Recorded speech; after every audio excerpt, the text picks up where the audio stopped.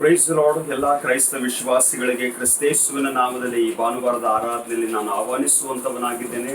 ನಾವು ದೇವ ಸಂದೇಶವನ್ನು ಕೇಳೋದಕ್ಕಿಂತ ಮುಂಚೆ ನಮ್ಮ ತಲೆಗಳನ್ನು ಬಾಗಿಸಿಕೊಳ್ಳೋಣ, ಪ್ರಾರ್ಥನೆ ಮಾಡೋಣ. ಸभी लोग अपने सरों को झुकाएंगे, हम प्रार्थना करेंगे. ನಮ್ಮ ಅತಿ ವಿಶೇಷವಾಗಿ ಪ್ರೀತಿ ಮಾಡಿಕೊಂಡು ಬಂದಂತ ಪರಮ ಪ್ರೀತಿಯುಳ್ಳ ತಂದೆಯಾದ ದೇವರೇ, ನಿನ್ನ ನಾಮಕ್ಕೆ ಸ್ತೋತ್ರವಾಗಲಿ. ಮುಂಜಾನೆ ವೇಳೆಯಲ್ಲಿ ಸ್ವಾಮಿ, ನಾವು ನಿನ್ನನ್ನು ಸ್ತುತಿಸುತ್ತೇವೆ, ಆರಾಧಿಸುತ್ತೇವೆ, ಕೊಂಡಾಡುವಂತವರಾಗಿದ್ದೇವೆ. ಇಂದು ಸಬ್ಬತ್ ದಿನ ಕರ್ತನೆ, ನೀನು ಸೃಷ್ಟಿ ಮಾಡಿರುವಂತ ವಿಶ್ರಾಂತಿಯ ದಿನ, ನಿನ್ನನ್ನು ಆರಾಧಿಸುವಂತ ದಿನ, ನಿನ್ನನ್ನು ಸ್ತುತಿಸಿಕೊಂಡು ಆಡುವಂತ ದಿನ, ನಿನಗೆ ಸ್ತುತಿ ಸ್ತೋತ್ರದ ಯಜ್ಞವನ್ನು ಸಮರ್ಪಿಸುವಂತ ದಿನ. ಕಳೆದ ವಾರವೆಲ್ಲ ನಮ್ಮ ಜೀವಿತ, ಕುಟುಂಬ, ಮನೆ, ಕೆಲಸ, ಉದ್ಯೋಗದಲ್ಲಿ ಮಾಡಿರುವಂತ ಎಲ್ಲಾ ನಿನ್ನ ಆಶೀರ್ವಾದಗಳಿಗಾಗಿ, ನಿನ್ನ ಸಹಾಯಕ್ಕಾಗಿ, ನಿನ್ನ ನಡೆಸುವಿಕೆಗಾಗಿ, ನೀನು ಒದಗಿಸಿರುವಂತ ಎಲ್ಲಾ ಸಂಗತಿಗಳಿಗಾಗಿ ನಿನಗೆ ಸ್ತೋತ್ರ ಹೇಳುತ್ತೇವೆ ಸ್ವಾಮಿ.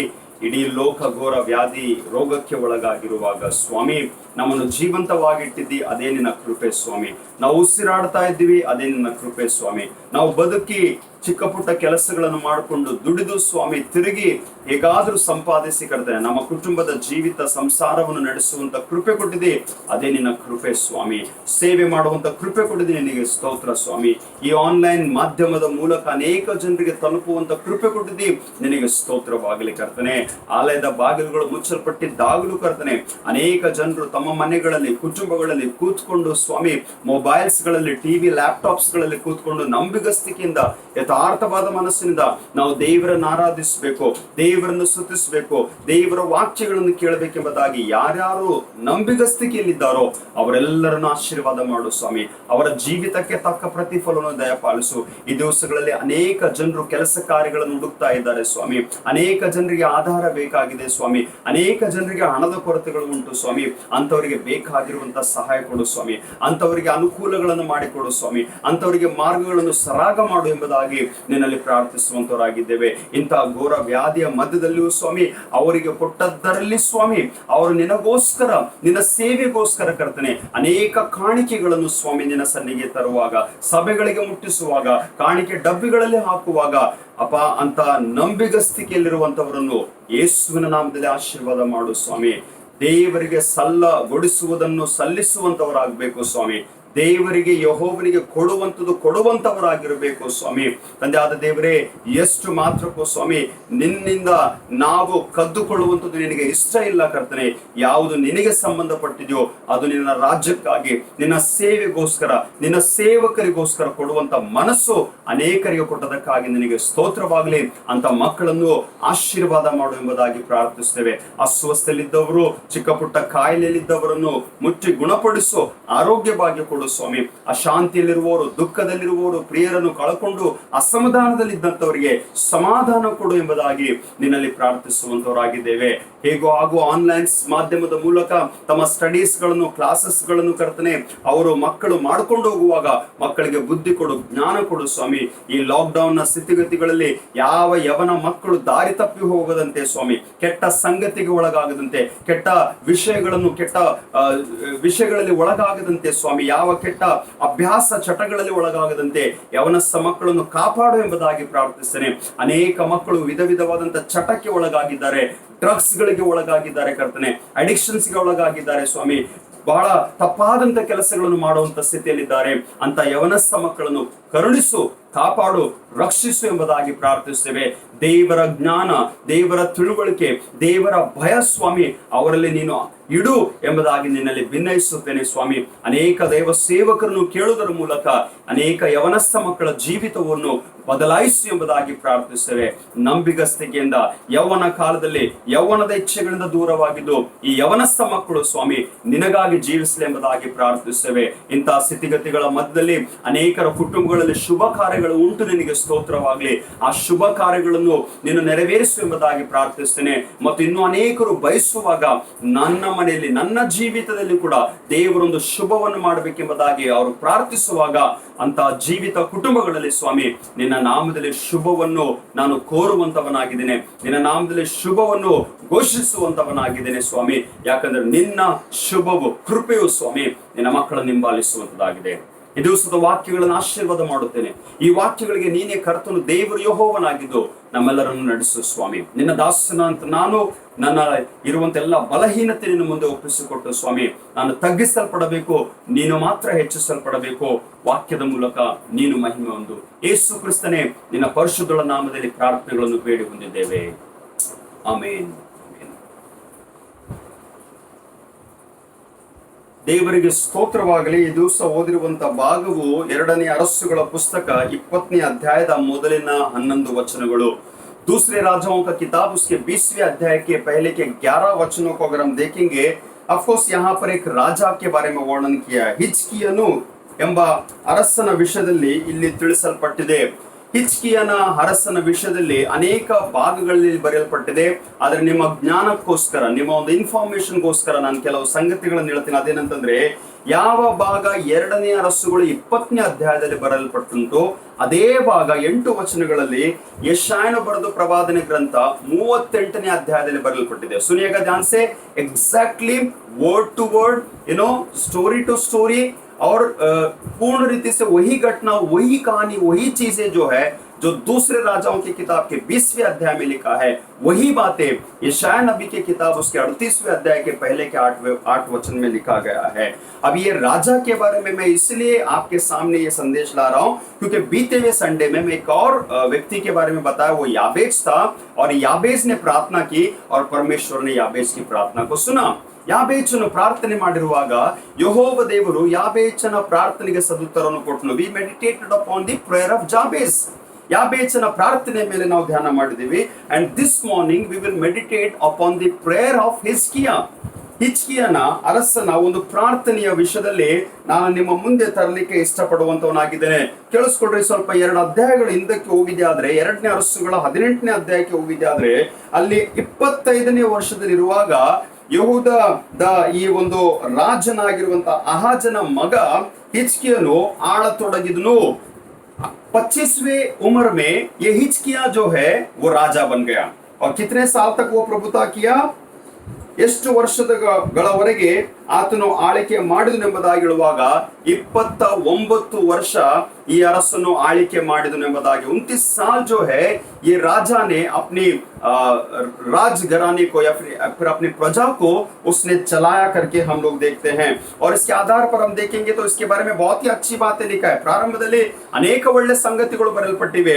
ಆ ಸಂಗತಿಗಳಲ್ಲಿ ದೇವರಿಗೆ ಭಯಪಡುವವನು, ದೇವರ ಆಲಯದಲ್ಲಿ ಶುದ್ಧಿಪಡಿಸಿಕೊಳ್ಳುವವನು, ಅಥವಾ ಆತನ ಮೂಲ ತಂದೆ ಆಗಿರುವಂತ ದಾವಿದನ ಮನೆತನದಿಂದ ಬಂದಿರುವಂತ ಅನೇಕ ಸಂಗತಿಗಳನ್ನು ಆತನು ಸರಿಪಡಿಸಿದನು ಎಂಬುದಾಗಿ ಈ ಒಂದು ಅಧ್ಯಾಯದಲ್ಲಿ ಬರೆಯಲ್ಪಟ್ಟಿದೆ. बहुत सारी भली बातें जो है राजा ने यहोवा परमेश्वर का भय माना, दाऊद के परमेश्वर के ऊपर अपना ईमान, अपना भरोसा रखा और बहुत ही उत्तम जीवन को उसने जिया.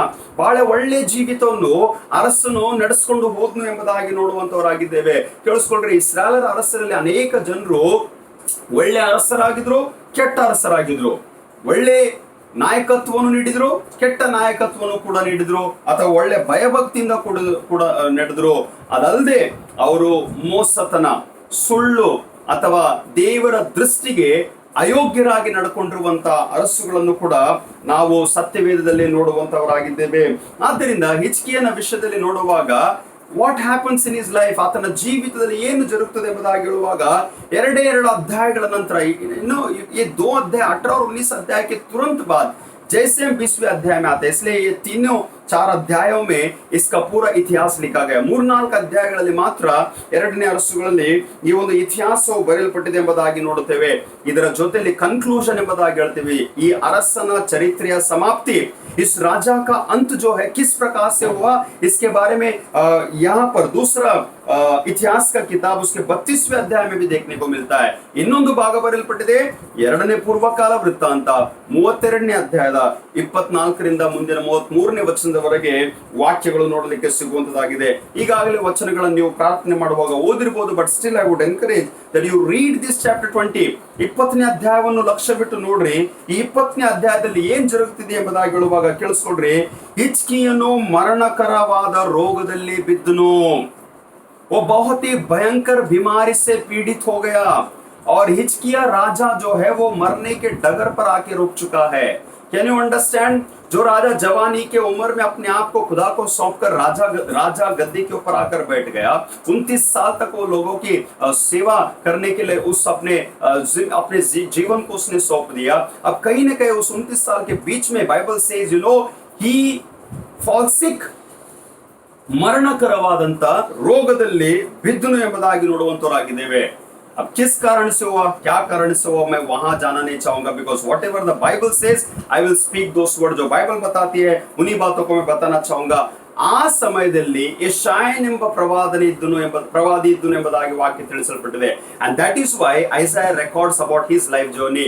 इसलिए यशाया नबी का किताब जो लिखा गया है उसमें उस 38वें अध्याय में यशाया नबी भी जो है हिजकिया राजा के बारे में लिखता है। ಈಗ ಯೆಶಾಯನು ಬಂದು ಈ ಅರಸನ ಬಳಿಗೆ ಭೇಟಿಯಾಗಿ, ಇಗೋ ನೀನು ನಿನ್ನ ಮನೆಯವರಿಗೆ ಬೇಕಾಗಿರುವಂತ ಎಲ್ಲಾ ವ್ಯವಸ್ಥೆಯನ್ನು ಮಾಡಿಕೊಡು, ಎಲ್ಲಾ ಬೇಕಾದಂತ ಸಂಗತಿಗಳನ್ನು ತಿಳಿಸಿಕೊಡು, ನೀನು ಉಳಿಯುವ ಹಾಗೆ ಇಲ್ಲ, ನೀನು ಸಾಯ್ಲಿಕ್ಕಿದ್ದೆ, बहुत जल्दी तू मरने वाला है, तू बचने वाला नहीं है। अब जो भी तेरी जिम्मेदारियां हैं, जो भी तेरी बातें हैं, जो तेरा बंदोबस्त है तेरे परिवार के लिए, तू सब कुछ कर ले। अब जब ये बात बोल दिया तो बाइबल बताती है जैसे इसने खबर को सुना कि मैं मरने पर हूं, तो बाइबल बताती है, ಸತ್ಯವೇದ ಕೇಳಿಸ್ಕೊಳ್ರಿ, ಹಿಜ್ಕಿಯನು ಮೋರೆಯನ್ನು ಗೋಡೆ ಕಡೆಗೆ ತಿರುಗಿಸಿ ಈಗ ಪ್ರಾರ್ಥನೆ ಮಾಡ್ತಾ ಇದ್ದಾನೆ। and I will say what prayer he is doing। अपने परमेश्वर की उपस्थिति में बैठकर अब राजा जो है यहोवा से प्रार्थना कर रहा है। कोई आके उससे कह रहा है कि तू बीमार है, तो बीमारी में हम दुआ करने आते हैं, बीमारी में प्रार्थना करने आते हैं, बीमारी में जो है उम्मीद देने आते हैं। ಕೇಳಿಸ್ಕೊಂಡ್ರೆ ಚೆನ್ನಾಗಿ, if you are really sensible, if you have a really wisdom, ದೇವರ ಬುದ್ಧಿ ಜ್ಞಾನ ದೇವರ ನಮಗೆ ಕೊಟ್ಟಿದೆ ಆದ್ರೆ ಕೇಳಿಸ್ಕೊಡ್ರಿ, ನಾವು ಮರಣದ ಹಾಸಿಗೆ ಮೇಲೆ ಇದ್ರೆ, ಕಾಯಿಲೆಯ ಹಾಸಿಗೆ ಮೇಲೆ ಇದ್ರೆ, ಆಸ್ಪತ್ರೆಯಲ್ಲಿ ಅಡ್ಮಿಟ್ ಆಗಿದ್ರೆ, ಯಾರೋ ನನ್ನನ್ನು ಸಂಧಿಸಲಿಕ್ಕೆ ಬರ್ತಾ ಇದೆಯಾ ಆದ್ರೆ, ಯಾರೋ ಪಾಸ್ಟರ್ ಬಂದು ನನಗೋಸ್ಕರ ಪ್ರಾರ್ಥನೆ ಮಾಡ್ಲಿಕ್ಕೆ ಬಂದಿದೆಯಾದ್ರೆ, ನೀನು ಸಾಯ್ತೀಯೋ ಅಂತ ಹೇಳುವವರು ಯಾರಿಲ್ರಿ, ನೀನು ಸತ್ತೋಗ್ತಿ ಎಂಬುದಾಗಿ ಹೇಳೋರು ಯಾರಿಲ್ಲ। ಭಯಂಕರವಾದಂತ ಕ್ರಿಟಿಕಲ್ ಕಂಡೀಷನ್ ನಲ್ಲಿ ಬಿದ್ದು ICU ನಲ್ಲಿ ನರಳಾಡ್ತಾ ಇದ್ರು ಕೂಡ let's have hope in god, ದೇವರನ್ನು ನಂಬೋಣ, ದೇವರ ಮೇಲೆ ನಂಬಿಕೆ ಇಡೋಣ, ದೇವರು ಗುಣಪಡಿಸ್ತಾನೆ, ದೇವರು ಸಹಾಯ ಮಾಡ್ತಾನೆ, ದೇವರು ಒದಗಿಸ್ತಾನೆ। लोग बोल देते हैं कि मरने पर है, खत्म हो गया, बचने वाला नहीं है, लेकिन कोई शब्द अपने मुंह से नहीं निकालेगा कि अब ये मरेगा। शायद वो बोलेंगे, शायद डॉक्टर्स बोलेंगे, मरेगा बोलेंगे डॉक्टर्स, क्योंकि उन्हें अंदाजा है कि उनको बचने का उम्मीद नहीं, अपने रिश्तेदारों को बुला लो। लेकिन सुनिएगा ध्यान से, मरने की बात जो है किसी के मुंह से जल्दी नहीं निकलता है, लेकिन परमेश्वर एक दास कह रहा है कि तू अब नहीं बचेगा, ನೀನು ಉಳಿಯುವುದಿಲ್ಲ, ನೀನು ಸಾಯುತ್ತಿ ಎಂಬುದಾಗಿ ಈ ಒಂದು ವಾಸನೆಗೆ ಬಂದು ಹೇಳುವಾಗ ಈಗ ಈತನು ಕೂಡ ದೇವರಿಗೆ ಪ್ರಾರ್ಥನೆ ಮಾಡ್ತಾ ಇದ್ದಾನೆ, देवರಿಗೆ ಮೊರೆಡುವಂತವನಾಗಿದ್ದಾನೆ। Listen to the prayer of Hezekiah. अब हिजकिया की प्रार्थना को सुनिएगा, वो दो विषय के लिए प्रार्थना करता है जहां पर हमें ये देखने को मिलता है। व्हाट इज ही प्रेइंग, ಆತನು ಏನು ಪ್ರಾರ್ಥಿಸಿದ್ದಾನೆ ಎಂಬುದಾಗಿ ಹೇಳುವಾಗ the first thing he prays that Lord you see that how faithful I lived according to you। ಯೆಹೋವನೇ, ನಾನು ನಂಬಿಗಸ್ತನಾಗಿಯೋ ಯಥಾರ್ಥ ಚಿತ್ತನಾಗಿಯೋ ನಿನಗೆ ನಡೆದುಕೊಂಡಿದ್ದೇನೆ। मैं बहुत ही विश्वास योग्यता से बहुत ही भला जीवन को तेरे साथ में चला हूं, इसे तू स्मरण कर करके उसे कह रहा है। ನಾನು ನಿನ್ನ ದೃಷ್ಟಿಯಲ್ಲಿ ಯಥಾರ್ಥ ಚಿತ್ತನಾಗಿಯೋ ನಂಬಿಗಸ್ತನಾಗಿಯೂ ನಡೆದುಕೊಂಡಿದ್ದೇನೆ। That is true, praise God. ಹಿಜ್ಕಿಯನು ಮಾಡಿರುವಂತ ಎಲ್ಲಾ ಸೇವೆ, ಎಲ್ಲಾ ಕೆಲಸ, ಎಲ್ಲಾ ನಾಯಕತ್ವ ದೇವರು ನೆನಪು ಮಾಡ್ಕೊಳ್ಬೇಕೆಂಬುದಾಗಿ ದೇವರಿಗೆ ತಿಳಿಸ್ಕೊಡ್ತಿದ್ದಾನೆ।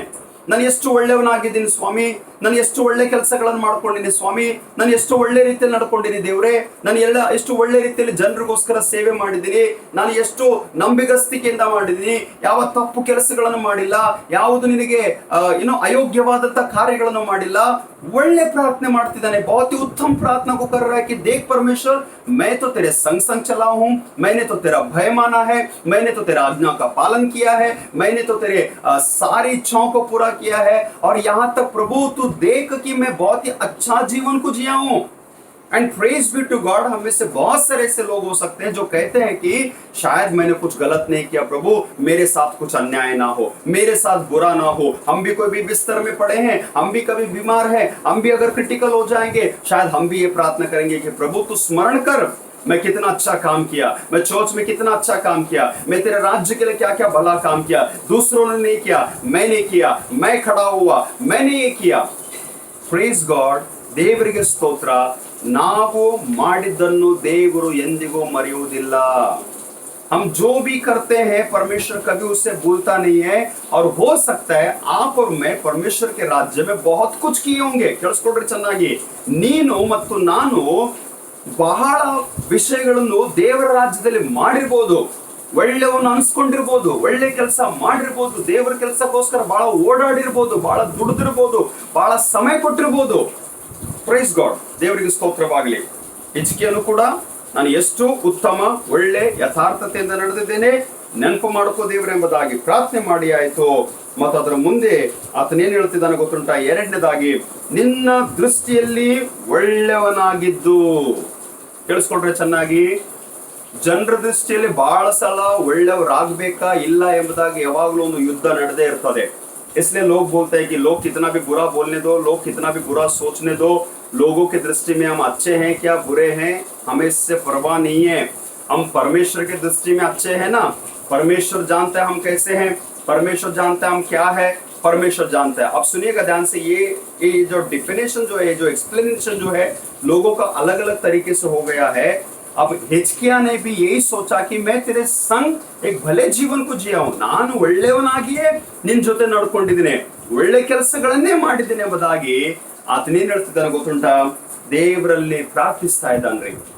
he is praying to God that you see that Lord, I have done good to you, I have walked a good life, I have lived a very good life. ನಾನು ಬಹಳ ಒಳ್ಳೆ ಜೀವಿತವನ್ನು ಜೀವಿಸಿದ್ದೇನೆ ಎಂಬುದಾಗಿ. ಯಾವಾಗಲೂ ಒಮ್ಮೊಮ್ಮೆ ನಾವು ಅಬ್ಸರ್ವ್ ಮಾಡುವಾಗ ಏನೋ बोलते हैं कि बुरी चीजें या फिर बुरी बातें जो है, बुरी घटनाएं जो है, भले और अच्छे लोगों को क्यों होता है? ಕೇಳಿಸ್ಕೊಂಡ್ರ? ಯಾಕೆ ಕೆಟ್ಟ ಸಂಗತಿಗಳು, ಯಾಕೆ ಕೆಟ್ಟ ಅನುಭವಗಳು, ಯಾಕೆ ಕೆಟ್ಟ ಅಪಘಾತಗಳು ಒಳ್ಳೆಯವರಿಗೆ ಜರುಗುತ್ತವೆ ಎಂಬ ಒಂದು ದೊಡ್ಡ ಪ್ರಶ್ನೆ ಅನೇಕ ಕ್ರೈಸ್ತ ವಿಶ್ವಾಸದಲ್ಲಿ ಇರುವಂತದ್ದಾಗಿದೆ. ಅದೇ ವಿಚಾರ ಹಿಜ್ಕೀಯನಿಗೆ. ಒಳ್ಳೆ ಜೀವಿತ ಜೀವಿಸಿದೆ, ಒಳ್ಳೆ ಕೆಲಸ ಮಾಡಿದೆ, ಅವೆಲ್ಲ ಬದಿಗೆ ನಾನು ಸ್ವತಃ ಒಳ್ಳೆಯವನಾಗಿ ನಡೆದಿದ್ದೇನೆ. ಬಹಳ ಜನ ಇದು ಸಹ ತನ್ನನ್ನು ತಾನು ಒಳ್ಳೆಯವನೆಂಬುದಾಗಿ ಹೇಳ್ಕೊಂಡು ಕೊಚ್ಕೊಳ್ತಿರ್ಬೋದು. ಆದ್ರೆ ತಿರುಗಿ ನಾನು ಹೇಳ್ತಾ ಇದ್ದೀನಿ, ಕೇಳಿಸ್ಕೊಳ್ರಿ, ನಮ್ಮ ಯಾವ ಕಾರ್ಯಗಳನ್ನು ದೇವರು ಮರೆಯುವುದಿಲ್ಲ. And the moment he said that third thing he says that ನಾನು ಒಳ್ಳೆಯವನಾಗಿದ್ದನ್ನು ನೆನಪು ಮಾಡಿಕೋ ಎಂದು ಪ್ರಾರ್ಥಿಸಿ. ಥರ್ಡ್ ಥಿಂಗ್, ಬಹಳವಾಗಿ ಅತ್ತನು. In prayer, he is trying to say to God that you remember, but along with that, in prayer, he is weeping and crying before God. ಪ್ರಾರ್ಥನೆಯಲ್ಲಿ ದೇವರ ಸನ್ನಿಧಿಯಲ್ಲಿ ಎಲ್ಲ ಹೇಳ್ಕೊಂಡಾಯ್ತು, ಪ್ರಾರ್ಥನೆಯಲ್ಲಿ ದೇವರ ಸನ್ನಿಧಿಯಲ್ಲಿ ಎಲ್ಲ ತಿಳಿಸಿ ಆಯ್ತು. ಈಗ ಪ್ರಾರ್ಥನೆಯಲ್ಲಿ ದೇವರ ಸನ್ನಿಧಿಯಲ್ಲಿ ಅಳ್ತಾ ಇದ್ದಾನ್ರಿ. And every one of you, आप और मैं, हम सभी लोग याद करें, अगर बीमारी के बिस्तर में अगर हम कहीं गिरे रहेंगे तो आंसुओं को बहाए हैं. एंड जब हम आंसुओं को बहाते हैं तो सुनिएगा ध्यान से, मेरा परमेश्वर आंसुओं को पोंछने वाला परमेश्वर है. ನಾವು ಕಣ್ಣೀರಿಟ್ಟಿವ್ರಿ. ಬಹಳ ಜನ ಅಪಘಾತಕ್ಕೆ ಒಳಗಾದ್ರೆ ಕಣ್ಣೀರಿಡ್ತೀವ್ರಿ. ನಾವು ಆಸ್ಪತ್ರೆಯಲ್ಲಿ ಬಿದ್ದು ಹಣಗಳು ಖರ್ಚಾದ್ರೆ ಕಣ್ಣೀರಿಡ್ತೀವಿ. ನಾವು ಆಸ್ಪತ್ರೆಗಳಲ್ಲಿ ಹೋಗಿ ಚಿಕಿತ್ಸೆ ಮಾಡಿಕೊಂಡು ಡಾಕ್ಟರ್ ಏನೋ ಒಂದು ವಿಷಯ ಹೇಳ್ಬಿಟ್ಟ, ಹಿಂಗಾಗ್ತದೆ ಹಂಗಾಗ್ತದೆ, ಈ ರಿಪೋರ್ಟ್ಸ್ ಹಂಗೆ ಆ ರಿಪೋರ್ಟ್ಸ್ ಹಂಗೆ, ಇನ್ನೂ ವೇಟ್ ಮಾಡ್ತಾ ಇದೀವಿ, ಇನ್ನೂ ಕ್ರಿಟಿಕಲ್ ಇದ್ದಾರೆ, ಇನ್ನೂ ಸಾಯುವಂತ ಸ್ಥಿತಿಯಲ್ಲಿದ್ರೆ ಬಹಳ ಜನ ಮೊಣಕಾಲಿನಲ್ಲಿ ಬಂದು ನಮ್ಮ ಪ್ರೇಯರಿಗೋಸ್ಕರ ನಾವು ಅಳ್ತೀವ್ರಿ. We cry for our people, we cry for ourselves. हम अपने लिए रोते हैं, हम अपने प्रियजनों के लिए रोते हैं. And praise God, हमारी प्रार्थना में रोना जरूरी है, क्योंकि वो रोने की पुकार को सुनने वाला परमेश्वर है. ನಮ್ಮ ಪ್ರಾರ್ಥನೆಯಲ್ಲಿ ಅಳುವಾಗ ಆ ಅಳುವಿಕೆಗೆ ಆತನ ಉತ್ತರವನ್ನು ಕೊಡುವಂತ ದೇವರಾಗಿದ್ದಾನೆ. ಆತನು ಹೇಳಿದ, ಯಥಾರ್ಥನಾಗಿ ನಂಬಿಗಸ್ತನಾಗಿ ನಡ್ಕೊಂಡಿದ್ದೀನಿ, ಒಳ್ಳೆಯವನಾಗಿ ನಡ್ಕೊಂಡಿದ್ದೀನಿ. ಇದೆಲ್ಲ ನೆನಪು ಮಾಡಿಕೊಂಡು ಆತನು ಪ್ರಾರ್ಥನೆಯಲ್ಲಿ ಅತ್ತನು ಎಂಬುದಾಗಿ ಆತನು ವಾಕ್ಯದಲ್ಲಿ ನೋಡುವಂತವರಾಗಿದ್ದೇವೆ. मैं तेरे संग विश्वास योग्यता से चला, मैं अपने जीवन में भले कामों को किया हूं, और तू इन सारे चीजों को स्मरण कर. ऐसे बिलबिलाकर रोया. वो ಬಹಳ ಅತ್ತನು ಬಹಳ ಭಿನ್ನಯಿಸಿದನ್ರಿ, ಬಹಳ ಪ್ರಾರ್ಥನೆ ಮಾಡಿದ. ನಾನು ಹೇಳ್ತೀನಲ್ಲ, ಈತನೂ ಮಾಡಿದಂಗೆ ನಾವು ಮಾಡಿಕೊಂಡು ಪ್ರಾರ್ಥನೆ ಮಾಡಿ ಬಿಟ್ಟಿದೆ. ಆದ್ರೆ ಕೇಳಿಸ್ಕೊಡ್ರಿ, ಈಗ ಸದುತ್ತರ ಕೊಡ್ತಾ ಇದ್ದಾನೆ. ಯಾವ 3 ಸಂಗತಿಗಳನ್ನ ಆತನು ಬೇಡಿಕೊಂಡು ಅದಕ್ಕೆ 3 उत्तरಗಳನ್ನು ಕೊಡುವಂತವನಾಗಿದ್ದಾನೆ. Listen to me very carefully. 2-3 चीजों को उसने प्रार्थना किया, तो 3 चीजों को, 3 स्थितियों को उसने खुदा के सामने रखा. उसके ಪ್ರತಿ 3 ಪ್ರತ್ಯುತ್ತರ ಪರಮೇಶ್ವರ ಯೆಹೋವ ದೇತಾ है. 3 ಪ್ರತ್ಯುತ್ತರಗಳನ್ನು ಆತನು ಕೊಡುತ್ತಿದ್ದಾನೆ ದೇವರು. ಅದೇನು ಗೊತ್ತುಂಟಾ? ಮೊದಲನೇದಾಗಿ, I have heard your prayer, I have seen your tears and behold I will heal you. Hallelujah. ಇಗೋ ನಾನು ನಿನ್ನ ಪ್ರಾರ್ಥನೆಯನ್ನು ಕೇಳಿದ್ದೇನೆ, ನಿನ್ನ ಕಣ್ಣೀರನ್ನು ನೋಡಿದ್ದೇನೆ, ನೀನು ಗುಣ ಹೊಂದಿ ನಾಡ್ದು ಆಲಯಕ್ಕೆ ಬರುವಿ. ಫಸ್ಟ್ ಥಿಂಗ್, ನಾನು ನಿನ್ನ ಪ್ರಾರ್ಥನೆಯನ್ನು ಕೇಳಿದ್ದೇನೆ. ಲಾರ್ಡ್ ಪ್ರೈಸ್ ದ ಲಾರ್ಡ್ ಅನ್ಬೇಕ್ರಿ. ದೇವರು ನಮ್ಮ ಪ್ರಾರ್ಥನೆಯನ್ನು ಕೇಳುವಂತ ದೇವರಾಗಿದ್ದಾನೆ. ಬಿಕಾಸ್ ದ ಬೈಬಲ್ ಸೇಸ್, ಕಷ್ಟ ಕಾಲದಲ್ಲಿ ನೀವು ನನಗೆ ಮೊರೆಯಿಡ್ರಿ, ನಾನು ನಿಮಗೆ ಸದುತ್ತರವನ್ನು ದಯಪಾಲಿಸ್ತೇನೆ ಎಂಬುದಾಗಿ ಹೇಳಿದ್ದಾನೆ. प्लीज टेल मी, आप में से कोई भी होगा तो मुझे फोन करके बताइएगा कि आपकी कोई प्रार्थना को परमेश्वर ने नहीं सुना है. Please do this. ನಿಮ್ಮಲ್ಲಿ ಯಾರಾದರೂ ಒಬ್ಬರಿದ್ದೆ ಆದ್ರೆ, ದೇವರು ನಂದು ಪ್ರಾರ್ಥನೆಯೇ ಕೇಳಿಲ್ಲ, ದೇವರು ನನಗೆ ಪ್ರಾರ್ಥನೆಯೇ ಉತ್ತರ ಕೊಟ್ಟಿಲ್ಲ, ದೇವರು ನನಗೆ ಸಹಾಯನೇ ಮಾಡಿಲ್ಲ, ದೇವರು ನನಗೆ ಒದಗಿಸೇ ಇಲ್ಲ, ದೇವರು ನನಗೆಲ್ಲ ಅನ್ಯಾಯನೇ ಮಾಡಿದ್ದಾನೆ, ದೇವರು ನನಗೆಲ್ಲ ಕೆಟ್ಟದನ್ನೇ ಮಾಡಿದ್ದಾನೆ, ದೇವರು ನಮ್ಮನ್ನು ಉಪವಾಸವಾದಲ್ಲಿ ಹಾಕಿ ಬಿಟ್ಟಿದ್ದಾನ, ದೇವರು ನಮ್ಮ ಜೊತೆ ಎಲ್ಲ ನಮ್ಮ ಜೊತೆ ಸರಿ ನಡ್ಕೊಂಡಿಲ್ಲ ಎಂಬುದಾಗಿ ಯಾರಾದರೂ ಒಬ್ಬರಿದ್ರೆ ದಯಮಾಡಿ ಫೋನ್ ಮಾಡಿ ತಿಳಿಸ್ರಿ ನನಗೆ. आई एम श्योर आप में से कोई नहीं रहेगा, किसी की हिम्मत नहीं होगी इस बात को बोलने कि परमेश्वर ने मेरी प्रार्थना को नहीं सुना. आप कितने गरीब में क्यों ना हो, आप कितने तकलीफ में क्यों ना हो, आप कितने बीमारी में क्यों ना हो, आप पैसों की कितने कमी घटी में क्यों ना हो, परमेश्वर ने आपकी प्रार्थना को सुना है. भूलना नहीं इसे. ದೇವರು ನಿನ್ನ ಪ್ರಾರ್ಥನೆಯನ್ನು ಕೇಳಿದ್ದಾನ, ಮರಿಬೇಡ್ರಿ, ಅಲಕ್ಷ್ಯ ಮಾಡಬೇಡ್ರಿ. We are so ignorant. खुदा परमेश्वर प्रार्थना को सुनने के बाद, मैं बताऊंगा कि क्या होता है, हम खुद भूल जाते हैं. हम बोलते हैं कि प्रभु तू सुन, तू याद कर, लेकिन लोग जो है याद नहीं करते हैं. छोटी सी घटना है, सभी को मालूम है.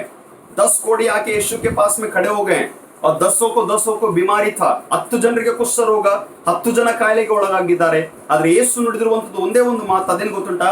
ಹೋಗಿ ನಿನ್ನ ಯಾಜಕರಿಗೆ ತೋರಿಸ್ರಿ ನಿಮ್ಮ ಮೈ ಎಂಬುದಾಗಿ ಹೇಳುವಾಗ ಹೋಗ್ತಾನೆ. ಎಲ್ಲರೂ ಗುಣ ಆದ್ರು, ಎಲ್ಲರೂ ಸ್ವಸ್ಥತೆ ಹೊಂದಿದ್ರು. ಎಲ್ಲರ ಪ್ರಾರ್ಥನೆ ಕೇಳಿದ, ಎಲ್ಲರಿಗೆ ಆರೋಗ್ಯ ಕೊಟ್ಟ, ಎಲ್ಲರಿಗೆ ಸ್ವಸ್ಥತೆ ನೀಡಿದ. ಉಪಕಾರ ಸ್ಮರಿಸಿದವನು ಯಾರು ಗೊತ್ತುಂಟ್ರಿ? ಬರೀ ಒಬ್ಬನೇ ಮಾತ್ರ. ಏಕ ವ್ಯಕ್ತಿ ಆಕರಿ परमेश्वर को धन्यवाद की भेंट चढ़ाता है. नो मैटर ಮನುಷ್ಯ ಪ್ರತ್ಯುತ್ತರ ಕೊಡ್ಲಾರ್ದೋಗ್ಲಿ, ಮನುಷ್ಯ ತಿರುಗಿ ಮೋಸ ಮಾಡ್ಲಾರ್ದೋಗ್ಲಿ, ದೇವರು ಮಾತ್ರ ನಂಬಿಗಸ್ತನು. ಆತನು ಪ್ರಾರ್ಥನೆಯನ್ನು ಕೇಳಿದ್ದನು, ಪ್ರಾರ್ಥನೆಯನ್ನು ಕೇಳುತ್ತಾನೆ ಇರುವಂತವನಾಗಿದ್ದಾನೆ. वो लगातार हमारी प्रार्थना को सुनेगा. और दूसरा विषय वो कहता है कि मैं तेरी आंसुओं को देखा है, मैंने, ನಾನು ನಿನ್ನ ಕಣ್ಣೀರನ್ನು ನೋಡಿದ್ದೇನೆ. सो प्रेज गॉड. राजा की आंसुओं को खुदा ने देखा, आपके और मेरी आंसुओं को देखा. I have cried for my people. मैं अपने लोगों के लिए प्रार्थना किया हूं, मैं आंसुओं को बहाया हूं. मैं बीमार लोगों के लिए आंसू बहाया हूं. मैं अपने घर वालों के लिए अगर बीमार है तो आंसू बहा के प्रार्थना किया हूं. और मैं परमेश्वर को धन्यवाद देता हूं, हमारी आंसुएं व्यर्थ में नहीं जाती है. ಹಾಸಿಗೆ ಮೇಲೆ ಬಿದ್ರೆ ಒರೆಸ್ಕೊಳ್ತೀವಿ ಕಣ್ಣೀರಿಂಗ, रुमालिंद, ಒಲ್ಲೆಯಿಂದ, साड़ी के पल्लू पकड़ के आंसू पहुंचते हैं बहुत सारे लोग. सुनेगा ध्यान से. बीमार हो जाएंगे, तकलीफ में रहेंगे तो आंसू पहुंचते हैं हम लोग. ये आंसू आपको लगता है ना कि कोई नहीं देखता है, परमेश्वर देखता है, जैसा उसने उस राजा का देखा. मैंने तेरी आंसुओं को देखा है, ನಾನು ನಿನ್ನ ಕಣ್ಣೀರನ್ನು ನೋಡಿದ್ದೇನೆ ಎಂಬುದಾಗಿ ದೇವರು ಪ್ರತ್ಯುತ್ತರ ಯೆಶಾಯನ ಮೂಲಕ ಕೊಡ್ತಿದ್ದಾನೆ. And the third powerful answer ಏನು ಗೊತ್ತುಂಟಾ? ದೇವರ ಪ್ರತ್ಯುತ್ತರ ಮೂರನೇದಾಗಿ, ನಾಡ್ದು ನೀನು ಗುಣ ಹೊಂದಿ ನನ್ನ ಆಲಯಕ್ಕೆ ಬರುವಿ. हालेलुया. 6 महीने से इंतजार कर रहे हैं ना, कभी चर्च में जाएंगे? अस्पताल में गिरे रहते हैं 8 दिन, 10 दिन, 15 दिन, 1 महीना इंतजार करते हैं कि कौन से चर्च में, कब चर्च में जाऊंगा और खड़ा होऊंगा. इसको तो खुदा ने यार 3 दिन में मौका दे दिया. 3 ದಿವಸ, ಇವತ್ತು ನಾಳೆ ನಾಡ್ದು. ಅರ್ಥ ಆಗ್ತಾ ಇದೆಯಾ? ಇವತ್ತು ದೇವರ ಸೇವಕನು ಬಂದು ಹೇಳ್ತಾ ಇದ್ದಾನೆ, ಸಾಯ್ತೀನಿ ಅಂತ ಹೇಳ್ಕೊಂಡು, ಉಳಿಯೋದಿಲ್ಲ ಅಂತ ಹೇಳ್ಕೊಳ್ತಿದ್ದಾನೆ. ಆದ್ರೆ ಮತ್ತೆ ಮುಂದೆ ಹೋಗೋಷ್ಟೊಳಗೆ ದೇವ್ರ ವಾಣಿ ಆತನ ಕಿವಿಗೆ ಬೀಳ್ತದೆ. ಅದಕ್ಕೆ ಯೆಶಾಯ ಹಿಂದಕ್ಕೆ ತಿರುಗಿ ಬಂದು ಎಚ್ಕೆನಿಗೆ ಮತ್ತೆ ಹೇಳ್ತಾನೆ. ಎಚ್ಕೆನಿಗೆ ಹೇಳೋಷ್ಟರಲ್ಲಿ ಕೇಳಿಸ್ಕೊಳ್ರಿ, ಈಗ ಇವತ್ತಿಲ್ಲ ನಾಳೆಲ್ಲ ನಾಡ್ದೂನೆ ನೀನು ನನ್ನ ಆಲಯಕ್ಕೆ ಬರುವೆ, ನನಗೆ ಸ್ತೋತ್ರ ಸಲ್ಲಿಸುವೆ. ಹಲ್ಲೆಲೂಯಾ. ಎಷ್ಟು ಜನರನ್ನು ದೇವರು ಹಾಸಿಗೆಯಿಂದ ಎಬ್ಸಿ ಆಲಯಕ್ಕೆ ಕರ್ಕೊಂಡು ಬಂದಿದ್ದಾನೆ ಗೊತ್ತುಂಟಾ ನಿಮ್ಗೆ? कितने लोगों को खुदा ने अपने बीमारी के बिस्तर से, अपने तकलीफ से उठाकर भवन में लेकर आए. ದೇವರ ಸನ್ನಿಧಿಯಲ್ಲಿ ಬಂದು ನಿಂತ್ಕೊಂಡು ಅರಿಕೆ ಕಾಣಿಕೆಗಳನ್ನು ಸಮರ್ಪಿಸ್ತೀವ್ರಿ ನಾವು. ಗುಣವಾದ ನಂತರ 50 ರೂಪಾಯಿ ಇಡ್ತೀವೋ 100 ರೂಪಾಯಿ ಇಡ್ತೀವೋ ನಿಮಗೆ ಗೊತ್ತು, ನಿಮ್ಮ ಮನಸ್ಸಾಕ್ಷಿಗೆ ಗೊತ್ತು. ದೇವರ ಸನ್ನಿಧಿಗೆ ಬಂದು ಅರಿಕೆ ಕಾಣಿಕೆ ಸಮರ್ಪಿಸ್ತೀವಿ, ನಾನು ಗುಣ ಹೊಂದಿದ್ದೀನಿ ಎಂಬುದಾಗಿ. Praise the Lord. ನಾವು ಬಹಳ ಕೆಟ್ಟವರಾಗಿ ನಡ್ಕೊಳ್ತಿರ್ಬೋದು, ಆದ್ರೆ ಕೇಳಿಸ್ಕೊಳ್ರಿ, ನಮ್ಮ ದೇವ್ರು ಯಾವಾಗಲೂ ಕೆಟ್ಟದನ್ನು ಮಾಡಲ್ಲ. आतनु गुणपडिಸುವಂತವನಾಗಿದ್ದಾನೆ. चंगाई करता है, और जब चंगाई देता है तो लोग उठ के भवन में जाकर उसकी आराधना करते हैं. अब सब परमेश्वर इतना सब कुछ करने के बावजूद भी यहाँ पर राजा पूछता है कि मुझे चिन्ह दे. ನಾನು ನಾಡ್ದು ನಿಜವಾಗ್ಲೂ ಬರ್ತೀನಾ? ನಾನು ನಾಡ್ದುವರೆಗೆ ಗುಣ ಆಗ್ತೀನಾ? ನಾನು ಸಾಯುವಂತವನು ಉಳಿತೀನಾ? ಕೇಳಿಸ್ಕೊಡ್ರಿ ಚೆನ್ನಾಗಿ. मैं मरने पर था, मैं बचने वाला हूँ, परसों चर्च में आऊंगा, आराधना में आऊंगा. ये सच है क्या? ये ट्रू है? नहीं, मुझे कुछ तो एक ಚಿಹ್ನೆ चाहिए. ನನಗೇನೋ ಒಂದು ಚಿಹ್ನೆ ಬೇಕು, ನನಗೇನೋ ಒಂದು ಗುರುತು ಬೇಕು, ನನಗೆ ಏನೋ ಒಂದು ಚಿಹ್ನೆ ಬೇಕೆಂಬುದಾಗಿ ಹೇಳುವಾಗ, ಆವಾಗ ನಿನಗೇನು ಗುರುತು ಬೇಕೆಂಬುದಾಗಿ ಹೇಳುವಾಗ ಮನೆ ಹೊರಗ ವರಾಂಡದಲ್ಲಿ ಎಲ್ಲೋ ಯೆಶಾಯ ಮತ್ತೆ ಹಿಜ್ಕೀಯ ನಿಂತ್ಕೊಂಡಿದ್ದಾರೆ. ಮನೆ ಒಳಗೆ ಎಲ್ಲೋ ನೆರಳು ಬಿದ್ದಿರ್ತದೆ. ಕೇಳಿಸ್ಕೊಳ್ರಿ, ನೆರಳು ಅರ್ಥ ಆಗ್ತದ? ಶಾಡೋ ಚಾವ್ ಗಿರಾ ಹೇ. ಆ ನೆರಳು ಬಿದ್ದಿರುವಾಗ ಯೆಶಾಯ ಏನ್ ಹೇಳ್ತಾನೆ ಗೊತ್ತುಂಟಾ? ನೆರಳು ಮುಂದೆ ಹೋಗ್ಬೇಕಾ, ನೆರಳು ಹಿಂದೆ ಹೋಗ್ಬೇಕಾ ಅಂತ ಪ್ರಶ್ನೆ ಮಾಡ್ತಾನೆ. ಕೇಳಿಸ್ಕೊಳ್ರಿ, ये छाव जो है आगे की तरफ जाना चाहिए पीछे की तरफ. अब हिजकिया भी बहुत स्मार्ट है. वो कहता है कि ನೆರಳು ಮುಂದೆ ಹೋಗ್ಬೇಕಂತಂದ್ರೆ ಬಹಳ ಸುಲಭ, ನೆರಳು ಹಿಂದಕ್ಕೆ ಬರಲಿ ಎಂಬುದಾಗಿ ಹೇಳುವಾಗ द बाइबल से, सुनेगा ध्यान से, 10 कदम पीछे वो छाव आता है. 10 मेट्रो 10 ಸ್ಟೆಪ್ಸ್ जो है, 10 ಮೆಟ್ಲು ಹಿಂದೆ ನೆರಳು ಬಂದು ಬಿಡುತ್ತೆ ಎಂಬುದಾಗಿ. वन ऑफ द ग्रेट सृष्टि के, इस निसर्ग के, परमेश्वर के सृष्टि के उस जो बोलते हैं ना, वो पैटर्न जो चल रहा है, सूरज चांद तारे, ये सब कुछ उसके ऊपर भी नियंत्रण परमेश्वर करते हुए उस राजा को चिन्ह देता है कि देख मैं कितना महान हूं. हालेलुया. ಚಿಹ್ನೆ ಮಾಡಿದ, ಚಮತ್ಕಾರ ಮಾಡಿದ, ಅದ್ಭುತ ಮಾಡಿದ, ದೇವರ ಆರೋಗ್ಯ ಕೊಟ್ಟ. And Bible says, let me conclude, 15 ವರ್ಷಗಳನ್ನು ಹಿಜ್ಕಿಯನ ಜೀವಿತದಲ್ಲಿ ದೇವರು ऐड ಮಾಡಿದ. 15 साल खुदा ने हिजकिया के जीवन में जोड़ा, और 15 साल जब हिजकिया के जीवन में जोड़ा, अब सुनिएगा ध्यान से, आपका ध्यान जो है मैं उस वचन की ओर लेकर जाऊंगा जो बहुत ही मन को अभी दुख होने वाला है. कहीं ना कहीं उस 15 साल के बीच में Bible says now, you must read this passage, 2 Chronicles chapter 32, ಎರಡನೇ ಪೂರ್ವಕಾಲ ವೃತ್ತಾಂತ 32ನೇ ಅಧ್ಯಾಯ, दूसरा इतिहास उसके 32वें अध्याय के 24वें पद में अगर हम लोग जाएंगे, ವಾಕ್ಯ ಏನು ಬರೆದಿದೆ ಗೊತ್ತುಂಟಾ? ದೇವರಿಗೆ ಮೊರೆಯಿಡಲು ಪ್ರಾರ್ಥಿಸಲು ಸದುತ್ತರವನ್ನು ದಯಪಾಲಿಸಿ ಅವನಿಗೆ ಗುರುತನ್ನು ಅನುಗ್ರಹಿಸಿದನು. Listen to this very carefully, verse 25. ಆದರೆ ಹಿಜ್ಕೀಯನು ಈ ಉಪಕಾರಕ್ಕೆ ತಕ್ಕಂತೆ ನಡೆಯದೆ ಅಹಂಕಾರಿಯಾದದರಿಂದ ಯೆಹೂದದ ಮೇಲೆಯೋ ಯೆರೂಸಲೇಮಿನ ಮೇಲೆಯೋ देव कोप उंटाइतु. शुरुआत में तो खुदा से प्रार्थना किया, गिड़गिड़ाया, बिलक बिलक कर रोया, प्रभु मुझ पर दया कर, अनुग्रह कर, मुझे बचा, मेरा प्राण को बचा, मुझे चंगाई दे. चंगाई देकर उसकी जिंदगी में खुदा ने 15 साल जोड़े, और उस समय में बाइबल बताती है वो घमंडी हो गया, उसके अंदर अकड़ आ गया, सೊಕ್ಕು, अहंकार, गर्व बंतरे. So sad. मुझे अचंबा होता है. ದೇವರು ಎಷ್ಟು ಉಪಕಾರಗಳನ್ನು ಮಾಡಿ ಸಾಯುವಂತ ನಮ್ಮನ್ನು ಗುಣಪಡಿಸಿ ಆರೋಗ್ಯ ಕೊಡ್ತಾನೆ. ಆರೋಗ್ಯವನ್ನು ಪಡ್ಕೊಂಡ ನಂತರ ದೇವರ ಉಪಕಾರವನ್ನು ಮರೆತು ಎಷ್ಟು ಬೇಗ ಅಹಂಕಾರಿಗಳಾಗ್ತೀವ್ರಿ ನಾವು. ಎಷ್ಟು ಬೇಗ ಗರ್ವ ಬರ್ತದೆ ನಮ್ಮಲ್ಲಿ. ಎಷ್ಟು ಬೇಗ ದೇವರ ವಿರುದ್ಧವಾಗಿ ನಡ್ಕೊಳ್ಳುವಂತ ಸ್ಥಿತಿಗೆ ಬಂದ್ಬಿಡ್ತೀವಿ ಗೊತ್ತುಂಟಾ? I am sorry, God will not be pleased, but still Hezekiah इतना बुरा नहीं हुआ. अब सुनिएगा ध्यान से, अगर कोई ऐसे हैं तो आपको बदलना है, क्योंकि हिजकिया बदला. ನಿಮ್ಮಲ್ಲಿ ಯಾರಾದ್ರೂ ಇದ್ರೆ ಕೇಳಿಸ್ಕೊಳ್ರಿ, ಹಿಜ್ಕಿಯನು ತನ್ನನ್ನು ತಾನು ಬದಲಾಯಿಸಿಕೊಂಡ.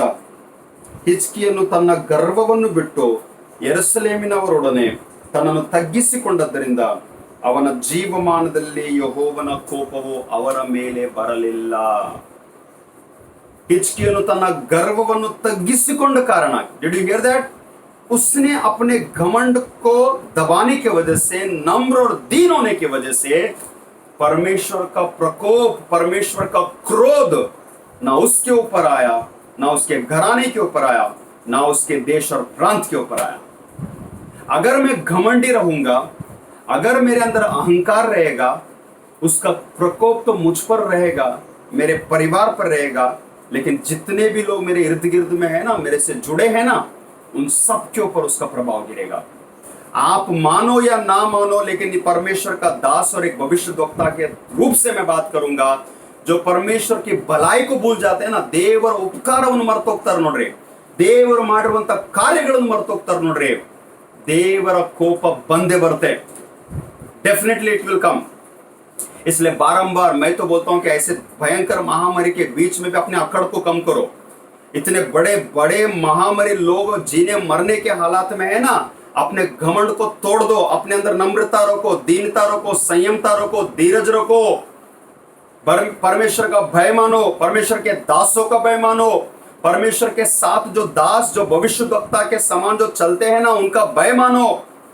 अगर परमेश्वर का भय नहीं है, and I speak the word that the wrath of God will come upon everyone who live a unworthy life।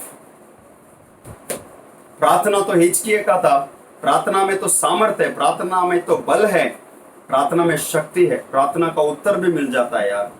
लेकिन प्रार्थना के उत्तर को पाने के बाद, चंगे होने के बाद, स्वस्थ होने के बाद में, भले होने के बाद में, Lord has heard your prayer, Lord ने आपको ठीक किया, लॉर्ड ने आपके बच्चे को ठीक किया होगा, लॉर्ड ने आपकी पत्नी को ठीक किया होगा, लॉर्ड ने आपको आपके कामों में कुछ भला किया होगा। ಏನಾದ್ರೂ ದೇವರು ಕೇಳಿದನ್ರಿ, ಏನಾದ್ರೂ ದೇವರು ಪ್ರಾರ್ಥನೆಗೆ ಉತ್ತರ ಕೊಟ್ಟನ್ರಿ, ದೇವರು ಪ್ರಾರ್ಥನೆಗಳಿಗೆ ಉತ್ತರ ಕೊಟ್ಟ ನಂತರ ಸೊಕ್ಕು ಗರ್ವ ಅಹಂಕಾರ ಹೆಂಗ್ ಬರ್ತದ್ರಿ ನಮ್ಮಲ್ಲಿ? I still wonder. ದೇವರು ಪ್ರಾರ್ಥನೆ ಕೇಳಿದಾನಲ್ಲ ಅಂತ ಹೇಳ್ಕೊಂಡು ಸಂಪೂರ್ಣವಾಗಿ ದೀನತ್ವ ಬರಬೇಕು, ನಮ್ರತೆ ಆಗ್ಬೇಕ್ರಿ। ಬಂತು ರೀ, ಅದನ್ನು ದೇವರಿಗೆ ಸ್ತೋತ್ರ। ಹೆಚ್ಚಿನಲ್ಲಿ ಬಂತು, ಅಯ್ಯೋ ನಾನು ತಪ್ಪು ನಡ್ಕೊಳ್ತಾ ಇದ್ದೀನಿ, ನನ್ನ ಅಹಂಕಾರ ಬಿಟ್ಕೊಡ್ಬೇಕು। ಅವನ ಅಹಂಕಾರ ಬಿಟ್ಕೊಟ್ಟ ಕಾರಣ ಆತನ ಮೇಲೆ ಕೋಪ ಬರಲಿಲ್ಲ, ಆತನ ಜನರ ಮೇಲೆ ಕೋಪ ಬರಲಿಲ್ಲ ಎಂಬುದಾಗಿ ವಾಕ್ಯ ತಿಳಿಸಲ್ಪಡುವಂತದ್ದಾಗಿದೆ। There is a power in the prayer of Hezekiah. ಹೆಚ್ಕಿಯನ ಪ್ರಾರ್ಥನೆಯಲ್ಲಿ ಬಲ ಇತ್ತು ರೀ। ನಾನು ನಡ್ಕೊಂಡಿನಿ, ಯಥಾರ್ಥವಾಗಿದ್ದೀನಿ, ಒಳ್ಳೆಯವನಾಗಿದ್ದೀನಿ। ತನ್ನ ಮೊರೆ ಇಡುವಾಗ ಅತ್ತನು ಕಣ್ಣೀರಿಟ್ಟನ್ರಿ, ನಾನು ನಿನ್ನ ಪ್ರಾರ್ಥನೆಯನ್ನು ಕೇಳಿದ್ದೇನೆ, ನಾನು ನಿನ್ನ ಕಣ್ಣೀರನ್ನು ನೋಡಿದ್ದೇನೆ, ನಾನು ನಿನ್ನನ್ನು ಗುಣಪಡಿಸಿ ನಾಡ್ದು ನನ್ನ ಆಲಯಕ್ಕೆ ಬರುವಂತೆ ನಾನು ಮಾಡುವೆನೆಂಬ ಕರ್ತನ ಇಂಥ ವಾಗ್ದಾನಗಳಿಗಾಗಿ ದೇವರಿಗೆ ಸ್ತೋತ್ರಗಳನ್ನ, ಅಂಥ ಉಪಕಾರಗಳನ್ನು ಮಾಡಿದ್ದೆ ಆದರೆ ಮರಿಬೇಡ್ರಿ। ಯಾಕಂದ್ರೆ ಮರೆತ್ರೂ ದೇವರಿಗೆ ಫರಕ್ ಬೀಳಲ್ಲ, ಆದರೆ ನೀವು ಮರೆತ್ರೆ, ನಾನು ಮರೆತ್ರೆ ನಿಜವಾಗ್ಲೂ ನಾನು ಎಂಥ ಕೋಪಕ್ಕೆ ಗುರಿ ಆಗ್ತೀನೋ ನನಗೆ ಗೊತ್ತಿಲ್ಲ। मैं किस भयंकर हालात से गुजरूंगा मैं नहीं जानता। बहुत सारे लोग जो है परमेश्वर का अनादर करते हैं, बहुत सारे लोग परमेश्वर का दास का अनादर करते हैं, पर बहुत सारे लोग परमेश्वर के कामों का अनादर करते हैं, क्योंकि परमेश्वर का ज्ञान आपके अंदर नहीं, परमेश्वर का समझ हमारे अंदर नहीं है। प्रभु हमारी सहायता करे, देवर नಮಗೆ ಸಹಾಯ ಮಾಡಲಿ। ನಾವು ಪ್ರಾರ್ಥನೆ ಮಾಡೋಣ, ಪ್ರಾರ್ಥನೆ ಮಾಡೋದ್ರ ಮೂಲಕ ಕರ್ತನಿಗೆ ನಮ್ಮ ಕಾಣಿಕೆಯನ್ನು ಕೂಡ ಸಮರ್ಪಿಸೋಣ। ನಾವು ಯಥಾರ್ಥವಾಗಿ ಕಾಣಿಕೆಯನ್ನು ಕೊಡೋದ್ರ ಮೂಲಕ ತಂದೆಯಾದ ದೇವರಿಗೆ महिमे सलिसोना। हम परमेश्वर को भेंट देंगे। मैं धन्यवाद देता हूँ, आप लोग पूरे मन से सच्चे दिल से देते हैं। मैं धन्यवाद देता हूँ ऐसे गरीब लोगों के लिए, विधवाओं के लिए, जो मैंने जब मैं अंदाजा लगाता हूँ कि आपका जो हृदय खुदा ने आपको दिया है, मैं सच में ನಾನು ಕೈ ಜೋಡಿಸಿ ನಿಮಗೆ ಬಹಳ ವಂದನೆ ಸಲ್ಲಿಸ್ತೀನಿ ರೀ। ನಿಮ್ಮಲ್ಲಿ ಅನೇಕರು ಯಥಾರ್ಥವಾಗಿ ಕೊಟ್ಟಿದ್ದೀರಿ, ದೇವರು ನಿಮ್ಮನ್ನು ಆಶೀರ್ವಾದ ಮಾಡಲಿ, ದೇವರು ನಿಮ್ಮನ್ನು ಕಾಪಾಡಲಿರಿ, ದೇವರು ನಿಮ್ಗೆ ಒಳ್ಳೆ ಆರೋಗ್ಯ ಕೊಡ್ಲಿ, ದೇವರು ನಿಮ್ಗೆ ಸುಖ ಕೊಡ್ಲಿರಿ। ನಾನು ಮನಪೂರ್ವಕವಾಗಿ ದೇವರು ನಿಮಗೆ ಶುಭ ಮಾಡಲಿ ಎಂಬುದಾಗಿ ನಾನು ಪ್ರಾರ್ಥಿಸ್ತೇನೆ। ನೀವು ಯಥಾರ್ಥವಾಗಿ ಕಾಣಿಕೆ ಸಲ್ಲಿಸ್ರಿ। ದಯಮಾಡಿ ಯಾರ್ಯಾರು ನಿಮ್ಮ ತಿಂಗಳ ಕಾಣಿಕೆಯನ್ನು ಬಾಕಿ ಇಟ್ಕೊಂಡ್ರು ಮುಟ್ಸ್ರಿ, ದೇವರಿಗೆ ಕೊಡ್ಬೇಕ್ರಿ, ದೇವರಿಗೆ ಸಲ್ಲಿಸ್ರಿ। ದೇವರಿಗೆ ಸಲ್ಲಿಸ್ಬೇಕಂತಂದ್ರೆ ದೇವರ ಸೇವಕನಿಗೆ ಸಲ್ಲಿಸುವುದನ್ನು ಕಲ್ತ್ಕೊಳ್ರಿ। ದೇವರ ಸೇವಕನಾದಂತ ನನಗೆ ಎಲ್ಲ ಬೇಕೆಂಬುದಾಗಿ ನಾನು ಬಯಸಲ್ಲ। ನನ್ನ ಬಗ್ಗೆ ಬಹಳ ತಪ್ಪು ಅಭಿಪ್ರಾಯದಲ್ಲಿ ನೀವು ಸಭೆಯಲ್ಲಿ ಕೆಲವರು ನಡ್ಕೊಳ್ತಿರ್ಬೋದು, ಆದ್ರೆ ನಾನು ಯಾವ ರೀತಿಯಲ್ಲಿ ದೇವರಿಗೆ ನನ್ನ ಜೊತೆಯಲ್ಲಿ ದೇವರ ಜೊತೆಯಲ್ಲಿ ನಡ್ಕೊಳ್ತೀನೋ ಅದು ನನ್ನ ಮನಸ್ಸಾಕ್ಷಿಗೆ ಗೊತ್ತುಂಟು। ನನಗೆ ಪ್ರತ್ಯುತ್ತರ ಕೊಡುವಂತ ಅಗತ್ಯ ನನಗೆ ಇಲ್ಲ। ಆದ್ರೆ ಒಂದು ಪ್ರೇರೇಪಣೆ ಗೊತ್ತುಂಟ, ದೇವರಿಗೆ ಸಲ್ಲಿಸ್ರಿ। ಯಾವುದು ದೇವರ ಆಲಯಕ್ಕೆ ಮುಟ್ಟಬೇಕು, ಯಾವುದು ದೇವರ ಸನ್ನಿಧಿಗೆ, ದೇವರ ವೇದಿಕೆಗೆ ಮುಟ್ಟಬೇಕು, ಅದನ್ನು ಮುಟ್ಸ್ರಿ, ದೇವರಿಗೆ ಕೊಡ್ರಿ। ಯಾರ್ಯಾರು ಕೆಲಸ ಮಾಡ್ತಾ ಇದ್ರು, ಯಾರ್ಯಾರಿಗೆ ಸಂಬಳ ಸಿಗ್ತಾ ಇದ್ರು, 2020ನೇ ವರ್ಷದ ಕಾಣಿಕೆಯನ್ನು ಬಾಕಿ ಇಟ್ಕೊಳ್ಬೇಡ್ರಿ। ದೇವ್ರು ಇಲ್ಲಿವರೆಗೆ 9 ತಿಂಗಳು ನಿಮ್ಮನ್ನು ಕಾಪಾಡಿ ಜೀವಂತವಾಗಿ ಇಟ್ಟಿದ್ದಾನ, ಕಾಣಿಕೆ ಕೊಡ್ರಿ। ಆದಷ್ಟು ಮಟ್ಟಿಗೆ ಕೊಡ್ರಿ, ಸ್ವಲ್ಪ ಸ್ವಲ್ಪ ಕೊಡ್ರಿ, ಆದ್ರೆ ಕೊಡ್ರಿ, ದೇವರಿಗೆ ಮುಟ್ಸ್ರಿ. ನಾನೊಂದು ಚಿಕ್ಕ ಕೋರಸ್ ಹಾಡ್ತೀನಿ. ಈ ಕೋರಸ್ ಹಾಡೋದ್ರ ಮೂಲಕ ನಾವು ಕಾಣಿಕೆಯನ್ನು ಕರ್ತನಿಗೆ ಸಮರ್ಪಿಸೋಣ. ಮಹಿಮೆಯೇ ಮಹತ್ವವೇ ನಿನ್ನನ್ನೇ ನಾ ಆರಾಧಿಸುವೆ, ನನ್ ಜೀವಿತದೇ ನಿನ್ ಕೃಪೆ, ನಿನ್ನನ್ನೇ ನಾ ಆರಾಧಿಸುವೆ. ಮಹಿಮೆಯೇ ಮಹತ್ವವೇ ನಿನ್ನನ್ನೇ ನಾ ಆರಾಧಿಸುವೆ, ನನ್ ಜೀವಿತದೇ ನಿನ್ ಕೃಪೆಯೇ, ನಿನ್ನನ್ನೇ ನಾ ಆರಾಧಿಸುವೆ. ನಿನ್ನ ನಾಮ ಶ್ರೇಷ್ಠವು, ನಿನ್ನ ನಾಮ ಶ್ರೇಷ್ಠವು, ನಿನ್ನ ನಾಮ ಶ್ರೇಷ್ಠವು, ನಿನ್ನ ಹಾಗೆ ಯಾರು ಇಲ್ಲ. ನಿನ್ನ ನಾಮ ಶ್ರೇಷ್ಠವು, ನಿನ್ನ ನಾಮ ಶ್ರೇಷ್ಠವು, ನಿನ್ನ ನಾಮ ಶ್ರೇಷ್ಠವು, ನಿನ್ನ ಹಾಗೆ ಯಾರು ಇಲ್ಲ. ಮಹಿಮೆಯೇ ಮಹತ್ವವೇ ನಿನ್ನನ್ನೇ ನಾ ಆರಾಧಿಸುವೆ, ನನ್ ಜೀವಿತದೇ ನಿನ್ ಕೃಪೆಯೇ, ನಿನ್ನನ್ನೇ ನಾ ಆರಾಧಿಸುವೆ.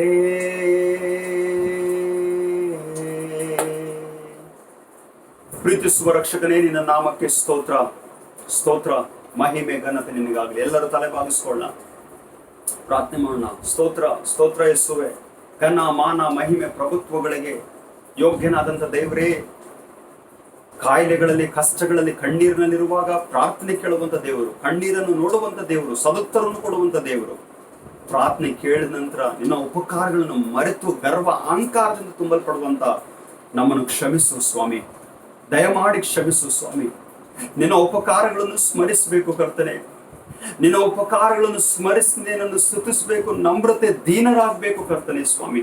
ನಿನ್ನ ಕೋಪಕ್ಕೆ ಗುರಿ ಆಗಬಾರದು ಸ್ವಾಮಿ. ಮನುಷ್ಯನು ಏನ್ ಮಾಡ್ತಾನೆ ಎಂಬುದಾಗಿ ಅವನಿಗೆ ಅರಿಯನು ಸ್ವಾಮಿ, ಮನುಷ್ಯನು ಏನ್ ನುಡಿತಾನೆ ಎಂಬುದಾಗಿ ಅವನ ಅರಿಯನು ಸ್ವಾಮಿ. ಬುದ್ಧಿ ಕೊಡು, ಜ್ಞಾನ ಕೊಡು ಸ್ವಾಮಿ. ನಾವು ನಿನಗೆ ಮೆಚ್ಚುಗೆಯಾಗಿ ನಡೆಯಬೇಕು ಸ್ವಾಮಿ. ನಿನ್ನ ಮಹಿಮೆಗೋಸ್ಕರ ಕಾಣಿಕೆಯನ್ನು ತಂದಿದ್ದೇವೆ, ಇದನ್ನು ಸ್ವೀಕಾರ ಮಾಡು. ಯಥಾರ್ಥವಾಗಿ ಕಾಣಿಕೆಯನ್ನು ಕೊಟ್ಟಂತ ಎಲ್ಲ ಪ್ರಿಯ ಮಕ್ಕಳನ್ನು ಆಶೀರ್ವಾದ ಮಾಡು ಅಪ್ಪ. ಸಭೆಗೆ ಸಂಬಂಧಪಟ್ಟಂತ ತಿಂಗಳಿನ ಕಾಣಿಕೆಯನ್ನು ಸ್ವಾಮಿ ಯಥಾ ರೀತಿಯಲ್ಲಿ ಕೊಡುವಂತ ಮನಸ್ಸು ಜನರಿಗೆ ಕೊಡು ಸ್ವಾಮಿ. ಕೆಲಸಗಳನ್ನು ಒದಗಿಸು, ಸಹಾಯವನ್ನು ಮಾಡು ಸ್ವಾಮಿ. ಅಗತ್ಯಗಳನ್ನು ಪೂರೈಸು, ಕಾಯಿಲೆ ಇದ್ದವರನ್ನು ಗುಣಪಡಿಸು ಸ್ವಾಮಿ. ನಮ್ರತೆ, ದೀನತೆ ಎಲ್ಲವನ್ನು ಸ್ವಾಮಿ ನಮ್ಮಲ್ಲಿ ದಯಪಾಲಿಸು. ನಿನಗೆ ಸ್ತೋತ್ರವಾಗಲಿ, ಘನ ಮಾನ ಮಹಿಮೆ ನಿನಗಾಗಲಿ. ಈ ಆರಾಧನೆಗಾಗಿ ಸ್ತೋತ್ರ ಹೇಳುತ್ತಾ ಯೇಸುವಿನ ದಿವ್ಯನಾಮದಲ್ಲಿ ಪ್ರಾರ್ಥನೆ ಬೇಡಿಕೊಳ್ಳುತ್ತೇವೆ, ಆಮೆನ್. ಈ ದಿವ್ಯವಾದ ಪ್ರೀತಿಗೆ ನಾ ಬಾದಲೇನು ಕೊಡುವೆ, ಸಂಪತ್ತು ಪ್ರಾಣ ಯಾವತ್ತು ಕೊಟ್ಟಾಗ್ಯೂ ಏನು ಸಾಲದು. ಆಮೆನ್. ವಿಶ್ವಾಸದಿಂದ ಕರ್ತನ ಆಶೀರ್ವಾದ ಹೊಂದಿಕೊಳ್ಳೋಣ. ನಮ್ಮ ಕರ್ತನಾದ ಯೇಸು ಕ್ರಿಸ್ತನ ಕೃಪೆಯು, ತಂದೆಯಾದ ದೇವರ ಪ್ರೀತಿಯು, ಪರಿಶುದ್ಧಾತ್ಮನ ಅನ್ಯೋನ್ಯತೆ, ಸಹವಾಸವು, ಐಕ್ಯತೆಯು ನಿಮ್ಮೆಲ್ಲರ ಸಂಗಡ ಇಂದಿಗೂ ಇನ್ನೆಂದಿಗೂ ಸದಾ ಕಾಲವು ನೆಲೆಗೊಂಡಿರಲಿ. ಆಮೇನ್, ಆಮೇನ್.